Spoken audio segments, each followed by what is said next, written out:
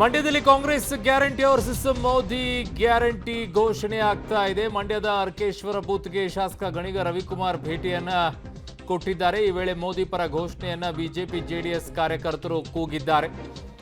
ಗಣಿಗ ರವಿಯನ್ನ ಹೊತ್ತು ಕೂಗಿದ್ದಾರೆ ಕಾಂಗ್ರೆಸ್ನ ಕಾರ್ಯಕರ್ತರು, ಸಂಭ್ರಮಿಸಿದ್ದಾರೆ. ಮಂಡ್ಯದಲ್ಲಿ Congress guarantee versus Modi guarantee ಸಂಘರ್ಷ.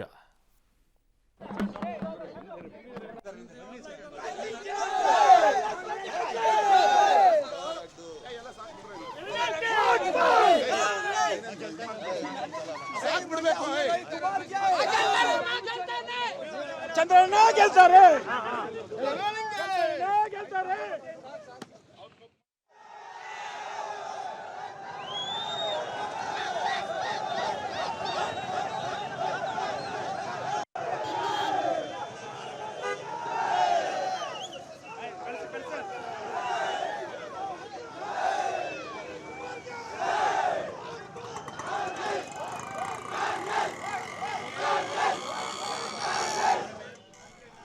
ಅಲ್ಲಿ ಗಣಿಗ ರವಿ ಲೀಡರ್ ಬಂದಂಥ ಸಂದರ್ಭದಲ್ಲಿ ಎದುರಾಳಿಗಳು ಇರುವಂಥ ಪಕ್ಷಗಳು ಒಂದಿಷ್ಟು ಘೋಷಣೆಗಳನ್ನು ಕೂಗ್ತಾರೆ. ಇದು ಸಹಜವಾಗಿ ನೀವು ಕಾಣಿಸ್ಕೊಂಡಿರುತ್ತೆ, ಹಲವು ಕಡೆಗಳಲ್ಲಿ ಈ ರೀತಿಯಾಗಿ ಕಾಣಿಸ್ಕೊಂಡಿರುತ್ತೆ.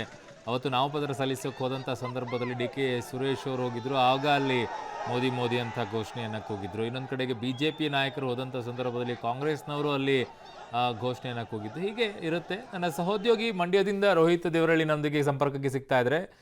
ರೋಹಿತ್, ಸಾಮಾನ್ಯವಾಗಿ ಈ ರೀತಿಯಾಗಿ ಲೀಡರ್ಸ್ಗಳು ಯಾರಾದರೂ ಬಂದಾಗ ಬೇರೆ ಪಕ್ಷದಲ್ಲಿರುವಂಥ ಕಾರ್ಯಕರ್ತರು ಘೋಷಣೆಗೆ ಹೋಗೋದಿದ್ದೇ ಇರುತ್ತೆ. ಬಟ್ ಅತಿರೇಕಕ್ಕೇನು ಹೋಗಿಲ್ಲ ತಾನೇ, ಬರೀ ಘೋಷಣೆಗಳಿಗೆ ಮಾತ್ರ ಸೀಮಿತ ಆಗಿದೆ ಅಲ್ವಾ? ಖಂಡಿತ ಅರುಣ್, ಅತಿರೇಕಕ್ಕೆ ಹೋಗಿಲ್ಲ. ಆದರೆ ಘೋಷಣೆ ತುಂಬ ಅತಿರೇಕಕ್ಕೆ ಹೋಗುವಂಥ ಹಂತಕ್ಕೂ ಕೂಡ ತಲುಪಿತ್ತು. ನಾನಿರುವಂಥದ್ದು ಮಂಡ್ಯದ ಗುತ್ಲು ಬಡಾವಣೆ ಏನಿದೆ, ಇಲ್ಲಿ ಕರ್ನಾಟಕ ಪಬ್ಲಿಕ್ ಶಾಲೆ ಕಾಣ್ತಾ ಇದೆ. ಇಲ್ಲಿ ಮತಗಟ್ಟೆ ಇರುವಂಥದ್ದು. ಇದರ ಮುಂಭಾಗ ಎರಡೂ ಬದಿಯ ಕಾರ್ಯಕರ್ತರು ಏನು ತಮಗಾಗಿ ವೋಟ್ ಮಾಡಿ ಅಂತೇಳಿ ಕೂಡ ಮನವಿಯನ್ನು ಮಾಡ್ಕೊಳ್ತಾ ಇದ್ರು. ದೃಶ್ಯದಲ್ಲಿ ಗಮನಿಸ್ತಾ ಇದ್ದೀವಿ. ಈ ಕಡೆ ಇರುವಂಥವರು BJP JDSನ ಒಂದಷ್ಟು ಕಾರ್ಯಕರ್ತರು ಇದ್ದಾರೆ. ಅದರ ಪಕ್ಕದಲ್ಲೇ ಕೂಡ ಇದುವರೆಗೂ ಕೂಡ ಕಾಂಗ್ರೆಸ್ನ ಕಾರ್ಯಕರ್ತರು ಇದ್ರು. ಈ ವೇಳೆಯಲ್ಲಿ ಶಾಸಕ ಗಣಿಕುಮಾರ್ ರವಿ ಗಣಿಕುಮಾರ್ ಬರ್ತಾರೆ. ಅದಾದ ಬಳಿಕವಾಗಿ ಇದ್ದಕ್ಕಿದ್ದಂತೆ ಕಾಂಗ್ರೆಸ್ ಪರವಾಗಿ ಕಾಂಗ್ರೆಸ್ನ ಕಾರ್ಯಕರ್ತರು ಘೋಷಣೆಗಳನ್ನ ಕೂಗ್ತಾರೆ. ಇದಾದ ಬಳಿಕವಾಗಿ BJP ಮತ್ತು JDSನ ಕಾರ್ಯಕರ್ತರು ಕೂಡ ಮೋದಿಗೆ ಮತ್ತೆ ರಾಮನಿಗೆ ಮತ್ತೆ ಜೊತೆಗೆ ಕುಮಾರಸ್ವಾಮಿ ಅವರಿಗೂ ಕೂಡ ಜೈಕಾರ ಕೂಗ್ತಾರೆ. ಈ ನಡುವೆ ಇದೊಂದು ದೃಶ್ಯದಲ್ಲಿ ಕಾಣ್ತಾ ಇದ್ದೀವಿ. ಈಗಾಗಲೇ ಪಕ್ಕದಲ್ಲಿದ್ದಂತಹ ಕಾಂಗ್ರೆಸ್ನ ಒಂದು ಕಾರ್ಯಕರ್ತರು ಮತ್ತೆ ಶಾಸಕರನ್ನ ಪೊಲೀಸರು ಮನವಿ ಮಾಡಿ ಅವರನ್ನ ಇನ್ನೊಂದು ತುದಿಗೆ ಕಳಿಸಿರುವಂತಹ ದೃಶ್ಯಾವಳಿಗಳನ್ನು ಕಾಣ್ತಾ ಇದ್ದೀವಿ. ಅಲ್ಲೂ ಕೂಡ ಈಗ ಕಾಂಗ್ರೆಸ್ನ ಕಾರ್ಯಕರ್ತರು ಪಟಾಕಿ ಸಿಡಿಸಿ ಘೋಷಣೆಯನ್ನು ಅವರು ಮುಂದುವರಿಸಿದ್ದಾರೆ. ಸದ್ಯ JDS ಮತ್ತೆ BJPಯ ಕಾರ್ಯಕರ್ತರು ಪೊಲೀಸರ ಮನವಿ ಮೇರೆಗೆ ತಮ್ಮ ಘೋಷಣೆಯನ್ನು ಕೂಗೋದನ್ನ ಸದ್ಯ ನಿಲ್ಲಿಸಿರುವಂಥದ್ದು. ಅರುಣ್. ಓಕೆ ರೋಹಿತ್, ನಿಮ್ಮೆಲ್ಲ ಮಾಹಿತಿಗೆ ಧನ್ಯವಾದಗಳು.